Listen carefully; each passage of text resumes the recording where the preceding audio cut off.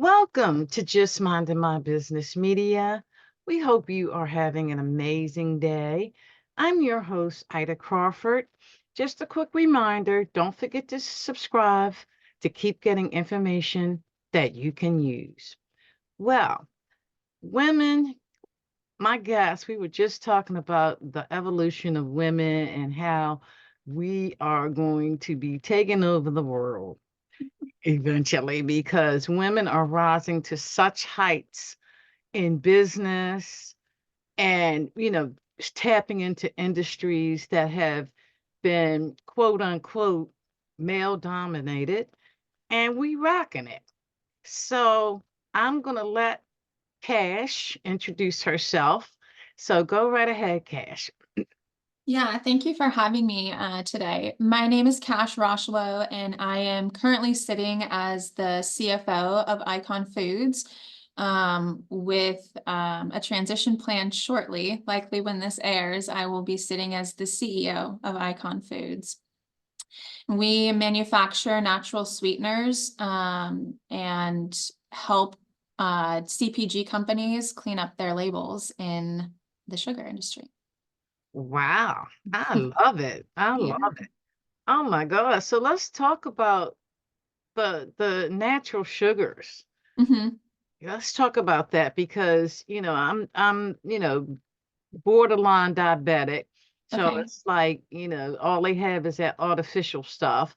And Mhm. I'm actually looking for something natural that won't raise my blood sugars It's levels. interesting that you say that because, we've come from the last decade or two with all of these fad diets from low carb to low to keto to low sugar to whatever the fad is for that period of time. And I truly believe, and a lot of our industry believes, that blood sugar management is going to be the new diet that is here to stay. So less of a diet and more of a lifestyle change.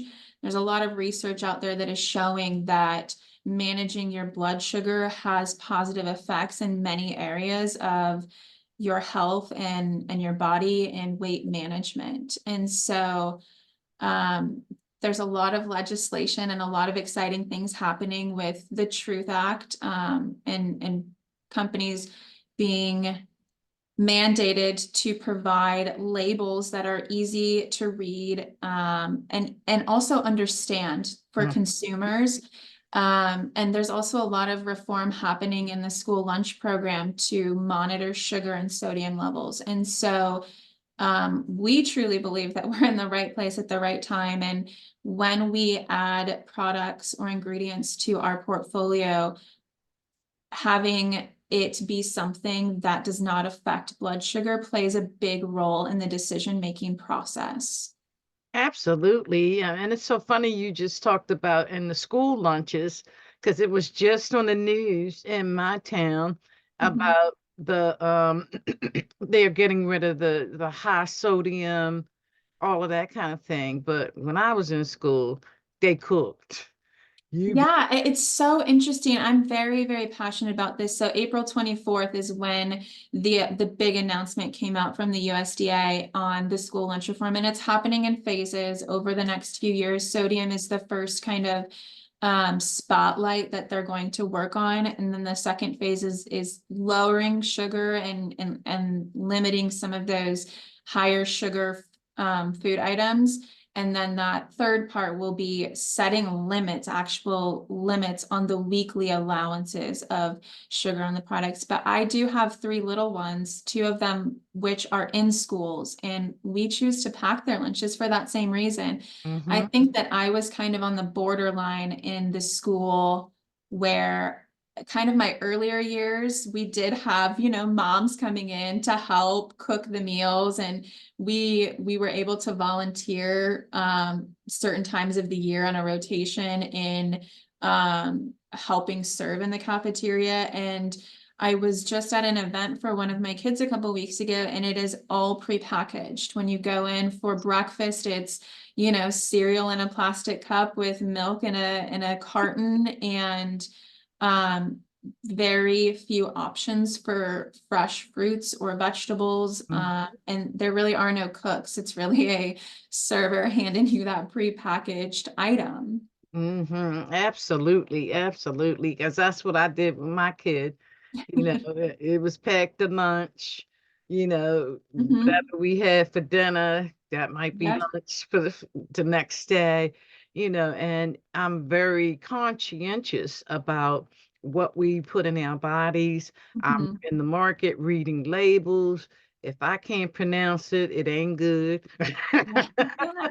Yeah, and I think that that's an interesting thing when you say reading labels. I think that we came into a period in the workforce where we were just so busy and convenience became such an asset to us, but Hmm. it almost became an asset to us so fast that we weren't really watching what was happening. And I was definitely guilty too, but I'm very conscientious too of what is put on the table at night, what's put in the lunches. And I also think that there's a big importance in allowing children, especially, to be a part of that. And so Yes. when I go to the grocery store, my children are with me and we are looking at those labels together. And uh, there's times that they get sugar. You can't tell them that they can't. I feel like that's kind of a coming to age thing, but trying to not only say no, but educate them on why we say no to these Yes. things, and also bringing them along in those conversations on, um, my littlest is 4 and he had some sugar a couple days ago and he turned into just a monster for lack of a better word. But and we had a conversation about like the feelings. I feel like this is very millennial too, but about his feelings. And we were able to have a conversation in a way that made sense to a 4-year-old on, you seem to feel this way when you're consuming these foods, Hmm. and food is not just for consumption, but there's effects on the foods that we do consume. And um I think that specifically the millennial generation is really starting to pay attention to that. And with that said, they do not want to compromise on taste. You know, my parents were the rice cake eating parents because so low in calorie, but they were willing to sacrifice taste to keep the Yes. calories down. Whereas, the millennial and Gen Zs are like, mm-mm, like I want to keep my sugars, my calories, sodium's low, but it has to taste good. And Yes. and I think that that's very important. Yes, yes, it is. Wow, Cash, we on the same page. We could talk about this all day long. But I want to ask you because I am so proud of your accomplishments. So Oh, how thank did you. how did you get where you are today? How did that all happen? This is always such a fun question because when you asked me this question like 2 or 3 years ago, I would always say I was in the right place at the right time. Um, I I I always wanted kids. My husband and I had some difficulty starting a family, and when we finally had our first, I I just had my heart set on being a stay-at-home mom, and I was awarded that opportunity. And to my dismay, it was not what it was cracked up to be for me. And I commend all of the people that enjoy being a stay-at-home parent. My husband currently does it now, and it brings him mass amounts of joy. But it was a really hard time because I felt like I had no purpose. And my husband would come home from work and he's dog tired and I have all these words to say and he's like, I just have nothing left in the tank. And so we were just on kind of two different wavelengths. And I finally got to a point where I said, I think I want to go back to work, but I don't know what I want to do. And he was fully supportive of it. And so I kind of threw my resume all over the place, and Icon Foods was looking for an executive assistant to the CFO at the time. And I didn't think that I liked finance, but I really didn't have a background in it. So I was so desperate to just get into the workforce again, that I was willing to do whatever it was going to take. And so I got accepted, and it was on a part-time basis. It worked really well for my life at the time. And I remember starting in April of that year, and the CFO that I worked for at the time, just so down to earth and really set the tone for what I would expect in business for the rest of my career. And about 2 months into my tenure, she had went into a weekly meeting with our founder and CEO, Tom, which was not uncommon, but the door was shut, which was very uncommon. And she came back into the office shortly afterwards with tears. And of course, the mom in me was just like, what's wrong? How can I help? Yeah. And we were not set up at the time to be a remote company in any sense of the fashion. And she was from Hawaii, and wanted to go back and support some family members that needed her back home. And so she was transitioning out, and it was a very hard transition because her and Tom had worked so well together, and her and I had worked so well together, and she hadn't had a lot of support before this. And at the end of this, after, we had this kind of like emotional connection, she goes, but I want you to know, I let Tom know that I think that you could do the job. And like, this is 2 months into me learning business, learning finance, learning all of it. And I was just kind of overwhelmed. And I remember going and talking to Tom a day later and just saying, like, I don't know if I'm qualified for this. I just don't think that I may be the right person. I don't want to go anywhere, but I just, like, this is a growing business. And what he said to me has sat with me for my entire time. And he said, you may not be qualified, but I am here to support you. And Mhm. that really changed the trajectory of my mindset in the business world. Like, if you have this group of people or even a person that is supporting you, then I feel like that's all that you need to kind of push through these Yes. boundaries. And so at the time, the company was willing to do whatever it took, whether it meant me going back to school, which they helped support in me getting my master's, in helping with coaches to educate me where I needed to be, helping with tools, and really being a very approachable CEO while he's growing this business. I never felt like I was a burden when I would ask questions about financial statements or the business. And I think that taking every opportunity that was awarded to me, it was just like, go get forklift certified. Okay. Go get Six Sigma certified. Okay. I always found a way to fit that into my time because it was such a gift that someone believed so much in me and my personal and professional growth to invest in me in such a almost an intimate way that it drove me to kind of rise through the ranks. And when you look at my resume, even I today think it's a little unrealistic and fast in how it happened. But as it seems really fast, it also was really organic, and there was a lot of failures and roadblocks along the way. But again, that support system, both within the company and outside of the company, really helped set the stage for me to kind of move through these progressions. Wow. What a blessing. You are not lying. What a blessing. You know how many people would kill to be in a company that supportive.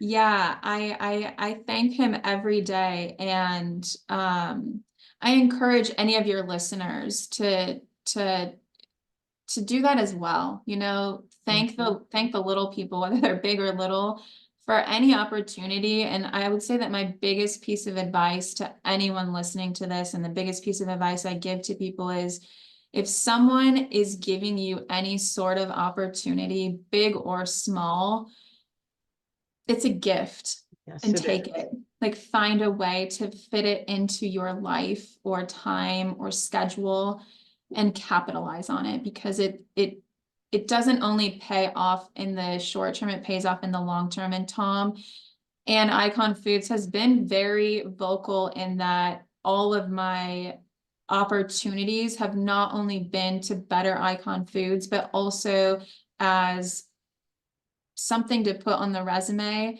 for when Icon Foods is not here anymore, or when I move on, that these are things that while I've been gifted them, I own them. Yes, absolutely. Wow. And what's the CEO's name again? His name is Tom King. I would love to interview him because he's got traits that all CEOs need to have. Because when you support your staff, they Mhm. go beyond the call of duty for you. When you care about your 100%. staff and they know you care about them, Mhm. it just makes a world of difference in everything about the business because Mhm. people, your staff want to help you, they want to support you. When the road gets tough, they don't fly the coop. They right there with you, going Yeah. through it, and it makes a huge, huge difference. Wow. Yeah. Yes, I love to interview him. So Yeah, I'll that bug in definitely his head. connect you guys. Yes, because I'm sitting here in awe because I mean, I've only had one company that I worked for that I had a boss that really cared about my development. And when I messed up, it wasn't, finger pointing kind of thing. It was the Mhm. kind of thing where, okay, let me support you so that doesn't happen again. And that's the kind of people you need around you. Yeah, and I think too, regardless, Tom has a very similar philosophy. I mean, both of us believe that failure is so important. I think that you learn so much more in the failures than the successes. Yes. And while moving through kind of the ranks like I did is not super conventional, I learned so much more through those because I had to fumble through them. I didn't always have, you know, someone to kind of guide me and make sure that Mhm. it was perfect. I went to a lot of weekly accounting meetings or meetings with possible investors where I was very humbled because of questions that I didn't know the answers to. But I just, you should have it, you should enjoy the losses just as much as you enjoy the failures because the process is always the same. And I believe Kobe Bryant is the one that said that, but I think it's so important because it should be. It Yes, should it be the should be. same. And Yes, you have to celebrate the losses to get to bigger wins. you really do. And unfortunately, failure feels awful initially. I think we put such a negative stigma on failure, Yes, we do. and people are so afraid to fail. But when you look back at the personal world or the professional world, the business world, and you look at the most successful businesses, I mean, you can look at Tesla and like how it started. It didn't just come off the ground overnight. There was hundreds of thousands of failures that had to happen for it to get to where it is. And so, yeah, I'm a big advocate for failure with the caveat that don't fail in the same things multiple times. Absolutely. Absolutely. Get that lesson. Yes, yes, yes. For sure. Wow. So if people want to connect to you, how do they do so? So I'm very, very active on LinkedIn, which I believe should be in the show notes. You can Yes. also reach me through iconfoods.com if you're interested in sugar reduction needs or cleaning up labels. And I am also on Instagram personally. If you don't have that, we'll make sure that you have that for those show notes as well. But those are the three best ways to get in touch with me. Okay. So Icon Foods, how do you work with customers? Suppose I want to connect with you to be Mhm. able to get lower sugar. Or if I have a business where I need to create labels, who's your target audience for those two different things? Yeah, that's a really good question. So first, prospecting in the grocery stores. If someone's using our products, I mean, that's just a great, easy prospect. And so we typically do those initial reach outs. Um, we do have quite a few customers that reach out to us, especially with all of this legislation that's going on and cleaning up those labels and reaching out to us to reformulate. We do have a food science department, and Tom King, who is our CEO, he's moving into chief innovations officer to be able to work with these customers more on a full-time basis. But our target audience would be companies that are looking for clean label sugar reduction, and they're going to be in the Whole Foods or the New Seasons, the Sprouts. Mm-hmm. And typically we reach out to them, and then we go in with their co-mans as well. So we could be better at prospecting and getting more business in here. But typically we start with customers that already are using our ingredients in some sense of the fashion. Some of those bigger customers that are using the sugar are a little bit slower to move off of it. Sugar historically has been a lot cheaper Mm-hmm. for their COGS and formulas versus ours. We are a premium product. And so there has to be a mindset with the companies that we're working for in wanting to be clean label. Mm-hmm. Yes, yes. And it's so funny. You talk about costs, Mhm. I would rather pay a little bit more for something that is going to be good for my body. 100%. And that's again, the millennials and the Gen Zs are kind of in that mindset too. Like Yeah. they're willing to pay a little bit more. And when you look at the cost, I mean, this is kind of probably old school thinking, but when you look at the cost, you're going to be paying a little bit more today.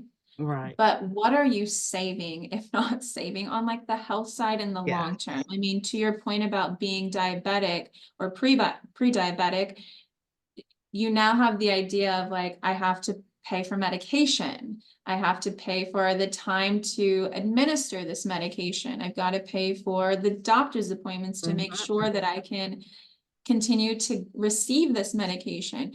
And are those costs worth the couple extra dollars you're going to spend today?